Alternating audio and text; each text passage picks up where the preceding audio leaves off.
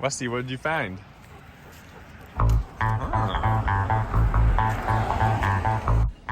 Well, I'm working on fitting some 26-inch tires on this old dolly frame because otherwise it's useless. And fixed gear, pulling these brakes off.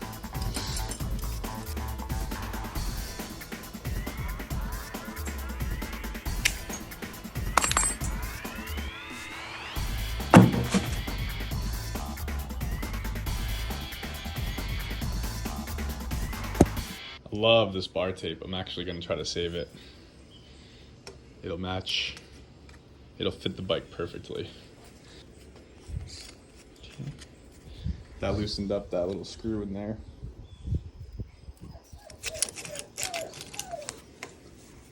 Some of the earliest examples of anodizing aluminum I've seen on bikes are on these old 10-speed levers, which is pretty cool.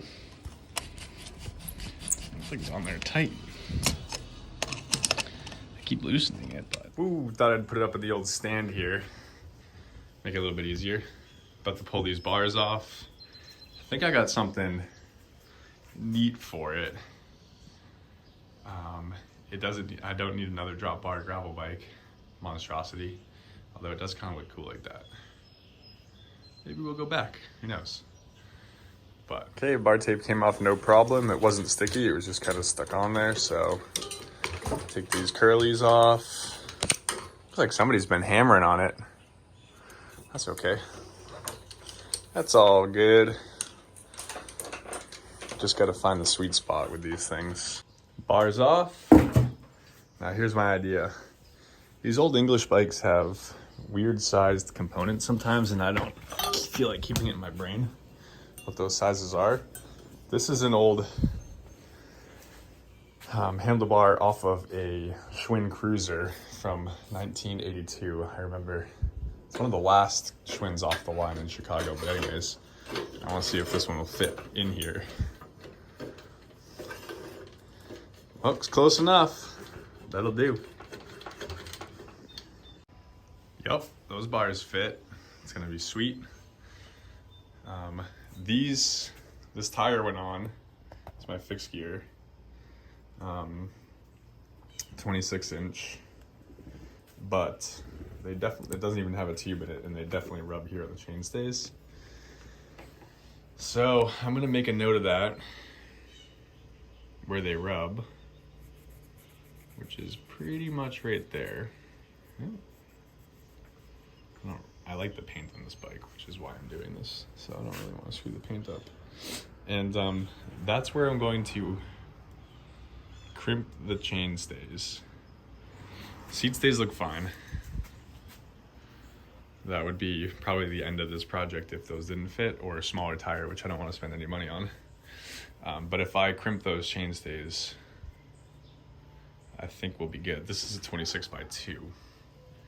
I wouldn't really want to go any thinner than that, but like I said, I don't want to spend any money. I also need to figure out something to do with these cranks. These old Cottered, like I have a bunch of cranks, I would change them, but these old Cottered cranks, you have to use Cottered, you have to have a different bottom bracket, and bottom brackets on these old bikes often have a different like thread per inch inside the BB. So I think the standard is 24, and these might have a bit more at 26 or something like that. I forget. Not up on my Cottered crank knowledge, but you know, they spin fine. If I could find a way to make them look cool, then I'll keep them. This is a $0 build. That's what I'm going for. So whatever works, works. There are bolts on the back of that, so I might just be able to pull this big ring off and find some way to space out those bolts. So I think that's what I'll do. Okay, I pulled those. I think Cottered crank is the vibe, because this is like a Cottered crank bike. It just always is, always will be. If I put anything else on it, it would look stupid. So I think I'm gonna just do something like that. Or that, depending on where the chain line is. Yeah. Like I said, don't really care about this frame. So this is how it's happening. I mean, I care. It's just gonna be better like this. So. Okay. All right, these tires aren't inflated, but I can see the light at the end of the tunnel here. Boom. I'm nowhere near. I mean, these pipes are thick, thick, thick. And I'm not gonna be riding this anywhere but cruising around town. So, yeah, proof of concept, basically. Like, I can get there with that. These wheels are really nice, actually. They're Surly hubs, fixed on this side, attached to the 6-bolt rotor side, and then there's a freewheel on that side, and they are on Sunrim's Rhinolite, which are like old school classics. I think these were on like a Polo bike circa like 2010 or something. I don't know, like probably is not era. Anyways, yeah, dude, this Raleigh Grand Prix is coming along. It's gonna be sweet. Oh, I didn't like the seat post. I need to figure out something for a seat post. I know that bike has a seat post that matches that. So maybe I'll just kind of share, but I use that bike every day with my daughter. So I'd like to find one. I also know that that seat post will fit, but that goes to that green bike, which I'm building for somebody else. So we'll see. Woo, little update. Okay. I got this rear valve drilled out for Schrader. It came out really good. I won't complain about that at all. And it's up to pressure and free spinning in there. So that first session on the crimp got us there. We didn't have to go any further. I might, that's a little close, but we'll see. It spins. Not rubbing on anything. It's gorgeous. Then the front's a different story. We are really snug in there. If I had a different tire, I would put a different tire in there. Something that I think I could do to keep it free, but it would take a lot of my time, is to nip these sidewalls off. Which would be fun because the meat itself of the tire isn't touching. Just these sidewalls are. I don't want to crimp the forks. I know I'm dumb, but I'm not that dumb. So I've also got other tires. I mean, we could see, but yeah, I'm gonna see if I can figure out a solution for this. So just as a proof of concept here, I've actually been going through and cutting these side knobs off. Free bike, that's what I want this to be, free bike. And it clears. So I cut a couple off on this side and a couple off on that side, and it's actually going pretty quickly. So in the span of like a minute, I did 1, 2, 3, 4, 5. So I think 10, 15 minutes total. Probably. We'll see.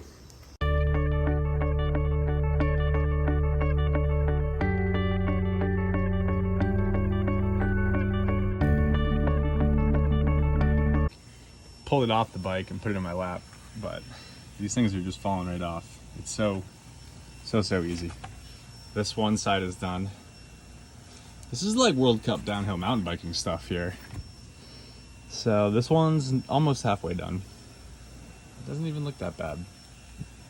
Nice fresh juicy rubber underneath there, so yeah, it doesn't really corner that. It might even out. They're not, I mean, it's fine. It's fine. Let's keep going. Yeah, okay, there's still a touch more to do, but it's just every once in a while, but it's good. So every once in a while that's touching.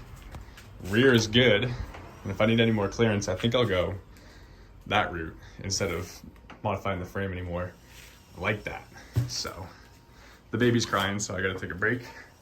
We will be back with spare gold chain status. Okay, I did find a seat post that fits this thing perfectly. I ruined that other seat post, but whatever.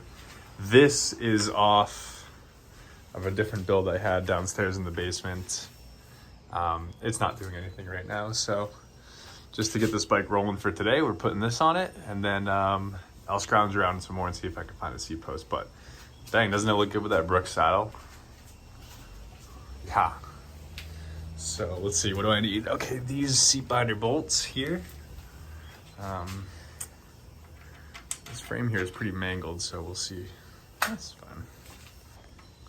These carriage bolt heads are keyed usually on these old frames, and that key fits into a slot on the side. So it usually means that it's one way works and the other way doesn't. But in this case, it does have another keyhole on this side, so it would work either way, but just something to keep in mind if you are new to messing with old bikes like this. And if not, then you know what I'm talking about. Get that tightened up, and then I think we're on to chain ring and chain. And then we're almost done, because I don't need to do brakes because it's fixed.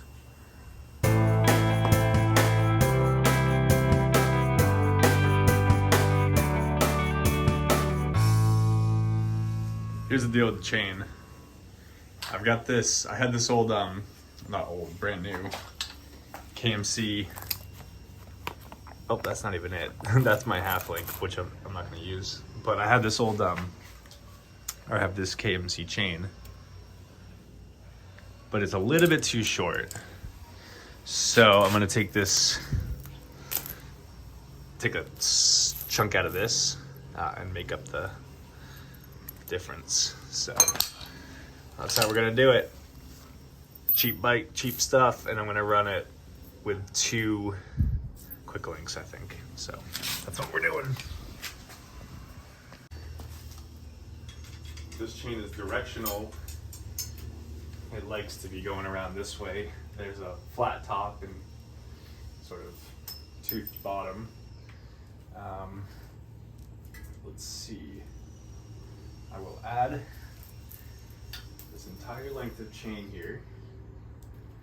Make sure it doesn't pull it off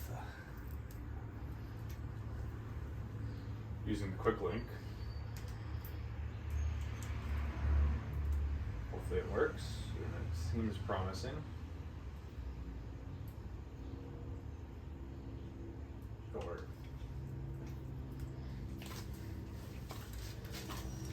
Need my hammer. There it is. Quick link's on. Now to determine how long the chain's gonna be. This is maxed out in the drop out backwards because I think if I go any further, then I'm gonna run into clearance issues with the tire, which we can fix if it's absolutely necessary, but if I can get away with it, I would like to get this chain right the first time, which might look like somewhere in here. Let's see. Yeah, that lines up pretty good. It'll have some slack to it, but that's okay. It's a fixed gear. That's too much slack. I might have to slide this forward and then cut the knobs off the tire, because it's kind of like falling halfway on this chain link here. If I left it here, it would be pretty slack. That's pretty, I mean, no, that's way too slack. But if I put it, let's try it here. If I don't like it, oh wow, funny enough, that's where the initial link was created. It's a different link than the rest. So I'm just gonna get my chain tool and pop that. Now I can find it. It's right there. It's the one that doesn't say KMC on it.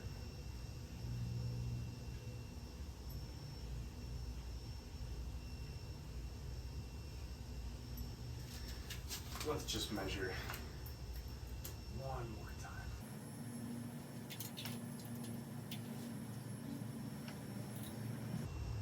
One more time. Yep, that's the spot.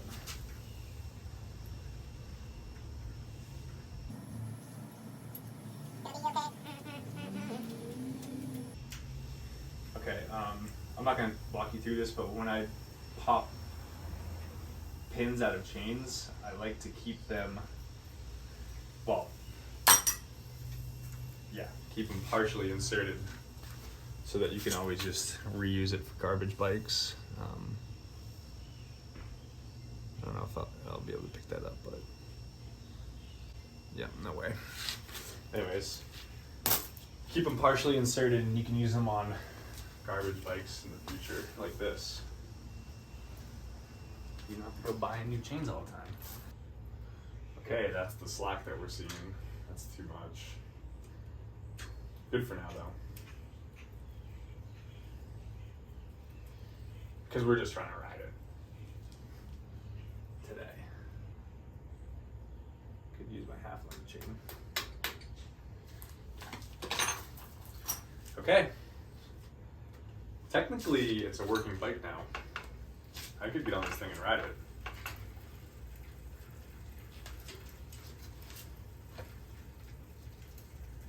Chain lines, not great. It's a little, the rear cog is out a lot further than the front. So actually what I'm gonna end up doing is flipping the chainring around to the front side of this. So that's what I'm gonna do.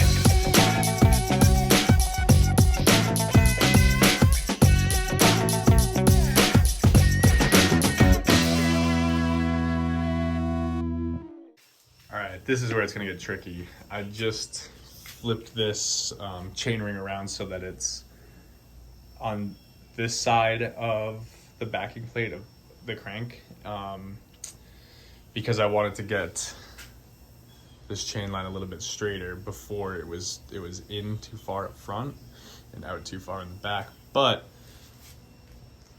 now that I'm cycling this through, it actually hits the chain, hits the crank right there, the crank arm, and pulls it right up, which will obviously never fly. Another thing that it does is it kind of catches in the crank arm right there at the bottom. It's a little too close. So I'm gonna have to flip this back around, find another solution for the chain line problem. It might not even be that bad. Like I just thought that this would be better, but this is obviously much worse. So we're gonna put it back. Put the crank chain ring back on the right side of the crank. I pulled another link out of here because I had too much slack. So what I'm gonna do, these are almost horizontal dropouts. These are good bikes that convert to single speed because they're not vertical dropouts. They're just kind of like cheap horizontal dropout bikes. I'm gonna loosen that so that it's still snug, but it's loose enough to move under the pressure of the chain, and now I'm gonna let the chain tell me where it wants the wheel to be for a good tension. So I'm gonna pull this around and just see where it wants that wheel to be. I might not have loosened it enough.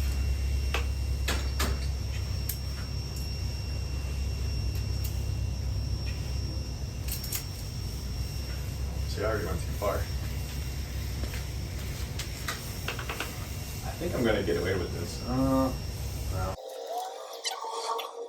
I mean, I'm rubbing on the frame, but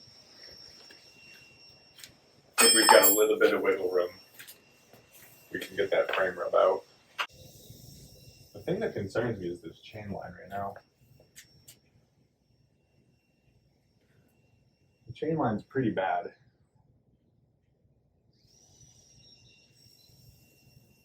don't know if there's anything I can do about it.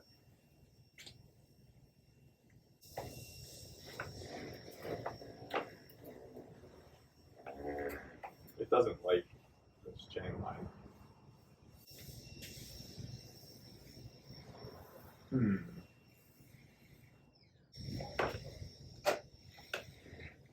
I have an idea and it's dumb.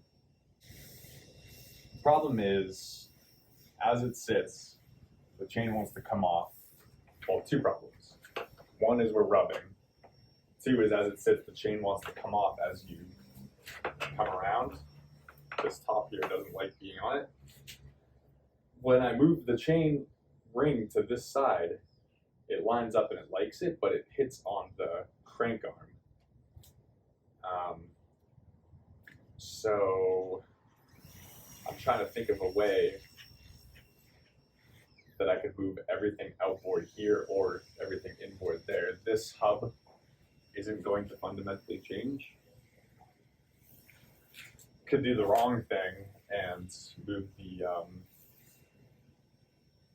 the rear triangle over a little bit. That would be super wrong. I can do another wrong thing and bend these cranks out of the way, which would also be super wrong. I could pull these cranks and see if I could find a square taper spindle that'll fit and go the square taper route.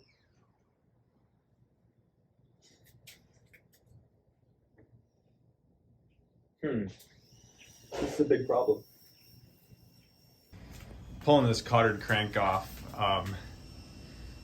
you know, these are fun. They're not fun. They suck. The trick to them is to hit them way harder than you think you have to. Basically, this goes in here, and this wedge pushes up against this notch on the bottom bracket spindle, and it kind of just friction fits everything in there. So you know, when they're in there, they kind of look like this. They've got these pretty little Raleigh bolts that I was telling you about on this end, and so you pull that bolt off, and then you take the biggest hammer you have, and no joke, hit that thing way harder than you think you should. Make sure everything's kind of supported because you don't want to mess up any of your bearings or anything. Well, unless you do, whatever, who cares. But then, so I just tap this one and that comes right out just like that. And then this whole crank has been on here forever, but it will come off. So I'm just gonna bang that a few times, pull that out. My thought process here is that these bottom bracket cups are pushed out on non-drive side. So I could push them in further on non-drive side and pull them out further on drive side. And I think that will gain us this few millimeter that we have here in that direction, which I think would solve the chainline issues. Here we go. Sometimes these will literally ruin a bike because they're so impossible that you can't do it, but this one just came right out. They are reverse threaded on drive side, like most things. So righty loosey, lefty tighty. So anyways, I think this is gonna work. I think I'm gonna be able to pull this out to pretty far out, about where the non-drive side one was. Oh yeah, those bearings look good. They actually do look pretty good. They're all in there loose. Yeah, I think I could pull it out to like, just so it's barely on those threads there. I mean, secure enough on the threads, but, and then look, this is where we were before. If we're looking at this spindle right here, and then we pull ourselves out a few millimeters. So, yeah, I think that's gonna be the difference. Not working, but we'll see. We'll see. Okay, for something that I thought was gonna be simple, we are getting pretty deep into this bike, but whatever. That's what the inside of this frame looks like. It's all junk. I mean, would have been fine, I don't really care, but I'm gonna just clean it up. Anyways, there's sand in all these bearings. So we're just gonna get after that, and then we'll put this back the way I think it should be. Okay, those are looking a lot better. Got all the bearings right there, the spindle. Cleaned up the inside of that frame a little bit. And while we're at it, take a look at the coloring here. This is why I'm doing this. It's like faded and then sharp. Oh, it's beautiful. Okay, I count 20, so I'm gonna go 10 per side and apply a ton of lube in here.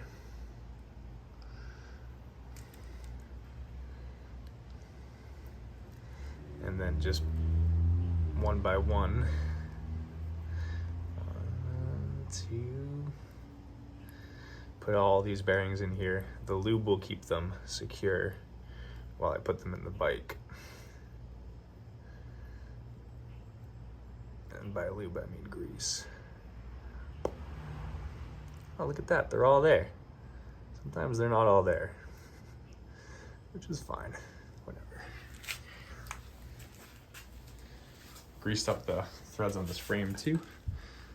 So this is reverse threaded.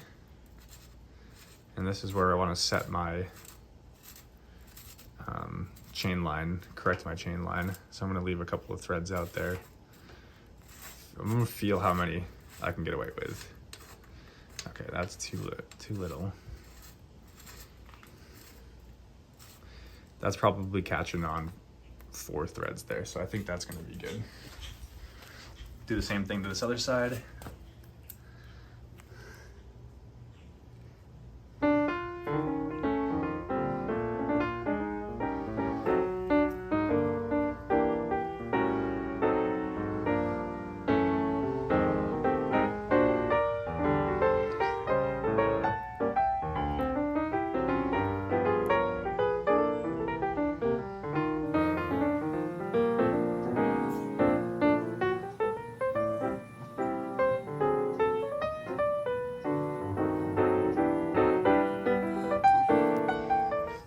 Before I put that in, I need to put this spindle in.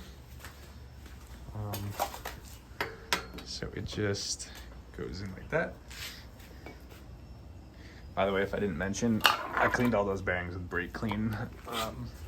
I use just a little bit of it because it's pretty nasty stuff for the environment and your health and everything, but it does clean the crap out of some bearings.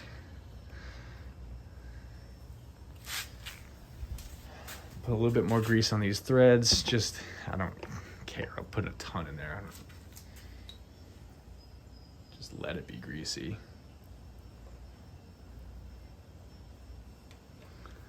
Okay. Non-drive side is normal threaded. So I'm just gonna thread this in until the bearings bind on that spindle there. And that's how I know exactly how tight that is. I might need my hands though, 1 sec. So the limiting factor of this whole deal is gonna be this lock ring. So I left myself just enough threads to put that lock ring on.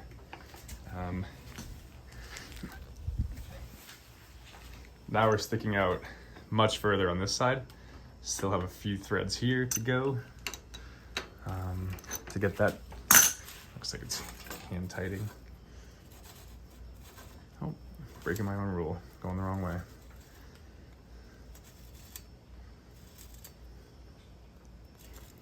Okay.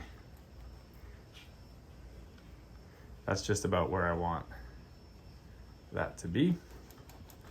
There's no lock ring on this side. I wonder how it stays tight. But we'll see. We'll run it like this. I'll find a lock ring if I need it. Okay, before I go full install on this, whoa, did you see that? On this pin here, I just wanted to check the chain line. Yeah, it's a lot better. I mean, it could be better still, but we're chasing marginal gains here, Tour de France style, so I think it's good enough for now. I was just pulling this fork here to get a little bit better access to crimp those stays one more time in my vise. And man, I've just been wrestling pulling this fork off. Like, look at how corroded that was. So it was off camera, but it was a wrestling match and I'm sweating. And also, look at how many ball bearings are in the top of this. I dropped 3, but I don't know if they came out of the top or the bottom, but still, 3 doesn't make up for the amount that's missing. So, still gonna go ahead and take this apart. I'll put it all back together. I don't care that it's got only a few in the top there. I'll make sure that there's plenty in the bottom where all the weight is. And then, yeah, put it all back together with some fresh grease. It'll be nice. All right, I'm pleased with how this is cleaning up. It's never been taken apart before, obviously. It's got decades old grease in there. I've got 24 bearings here and 24 bearings here. So 24 are going in the bottom and 24 are going in the top. I lost 1, so it must have been uneven. Maybe I lost 2, maybe it was 25, 25. Anyways, putting it back together. It's pretty though. 24 bearings happily sitting on that well-greased race. They'll align themselves properly once they get fitted up into here. I'm trying to think if I should put some more grease on, and the answer is always yes.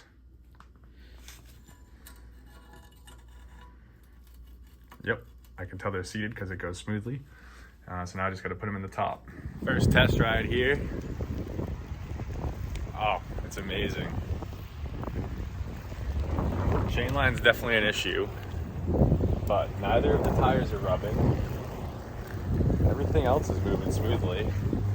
So as long as I can straighten out that chainline problem, somehow I'm gonna have to think about that.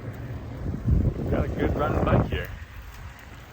Okay, so now I'm gonna try to save this Bartape here and use it. So the other side was pretty bad. This side's not so bad in terms of rips, so I'm just gonna find the closest cleaning product I have, which is how I roll, and see if I can get this cleaned up a little bit and pull it off and see how I'd like to install it.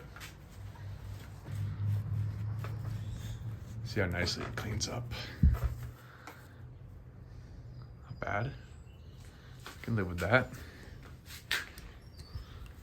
It's just easier to clean it on the bike here than it is. There we go.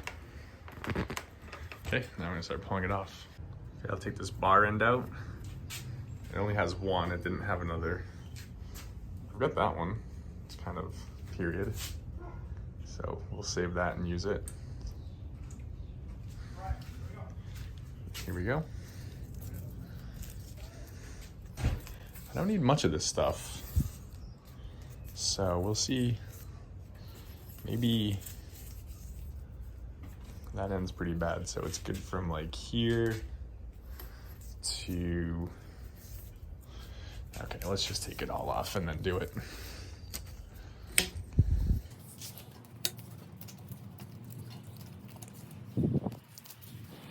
Dead giveaway that it's a cheap old bike. Those cheater levers, well, not cheater, just, you know, they make riding more comfortable for people who aren't comfortable in the drops, which is totally fine. You can also remove them. You just have to kind of build a spacer that acts as that, or you can just cut it. I'm just thinking out loud while I pull this tape off. I'm noticing they've wrapped it back on itself here in such a way that they don't need electrical tape or twine or anything else holding it back on. Yeah, okay. It looks like they started here and then went that way. That's what they did. Which is cool. I'd like to do that on mine. I'll try that. Hopefully I get as good of results. I mean, that lasted forever. Here we go. Yeah, that went on pretty well. I'm happy with that. There's a little rip right here. It might get worse. So we'll have to keep monitoring that. I think it's only gonna work with these stuff in bar ends, the ones that go in, not over, like the other one I had. So, okay, that was a long day of wrenching, but here we are. It's all done, from the trash this morning to riding this afternoon. Look at how good this came out. Saved the bar tape from the original bike. with the Schwinn bars now. Same stem, rebuilt the headset and everything. Obviously new front wheel, 26. It used to be the 27 variety, or like the cheap road bike wheels. Obviously cut all these treads off. I ended up really liking the tread pattern. It's very streetable. I super dig it. Left all this patina on here, mostly because I wanted to finish it today in one day only and didn't have any time. But I kind of dig it. That's like for the old frame pump. Maybe we'll find one. Borrowed these from a different bike I had, so I didn't like any of the Seatpost combinations I had. This one I knew fit. It came out of a tandem, so the bike still got another seat left. Not that tandem. I've had 2 tandems, believe it or not. This is actually a snubby Brooks. I forget. It's like a B67S, and the S makes it a little bit shorter. But it's cool. I like it. I got the B67 normal one on the front of that other tandem, and it really matches the vibe of this bike. I've also got just random pedals I had laying around, and by random I mean these are full magnesium, like, cool pedals. And given that this thing is fixed, eventually I'll probably put like XT clipless pedals on there or something. This chain ended up working out. It's that gold chain that I had to extend a little bit. So I just put this other, single speed chain in there. Yeah, quick linked here and quick linked here. It's funny, I found another gold chain in my basement too. I didn't even check to see if that was the right length. But ended up doing this. Didn't hurt this chain, hurt that, but who cares? Yeah, so I pulled this entire crankset apart, obviously rebuilt the bottom bracket, and then pushed everything out this way a little bit further. It still needs to come out a little bit further. The chain line's not quite right. Next step is to basically remove that lock ring and push that side of the cup all the way in, and this side as far out as possible, and maybe even just put the lock ring on this side. If the threads work, I'm not sure. The horizontal dropouts on these things work perfectly for single speeding this. Here's the tension. It's pretty good. Crimped the stays just a little bit, nothing crazy. And there's definitely plenty of rigidity left in that for what we're doing. I mean, we're not riding Red Bull Rampage here. And I also cut all these knobs off the back of this one too, so that fits in there nicely now on both sides. Beautiful. Cleaned up the BB area a little bit. This is the reason why I saved this bike. Look at this paint. I mean, it's such a good color. I just love the color. And I love how it's faded here and like a different green there. Oh, it's perfect.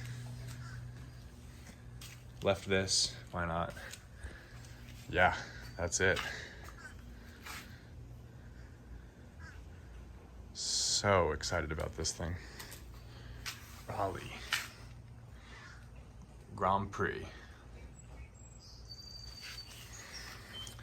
It's got the Goose Raleigh head badge. See, it's difficult to see on this thing, but it is a goose.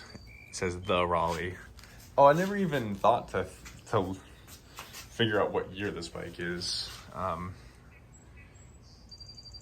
Mid 70s, mid to late 70s probably. Such a good bike. Oh, and I've ridden it around. It's actually pretty rad. Really floppy with the wide bars from an old Schwinn that I had.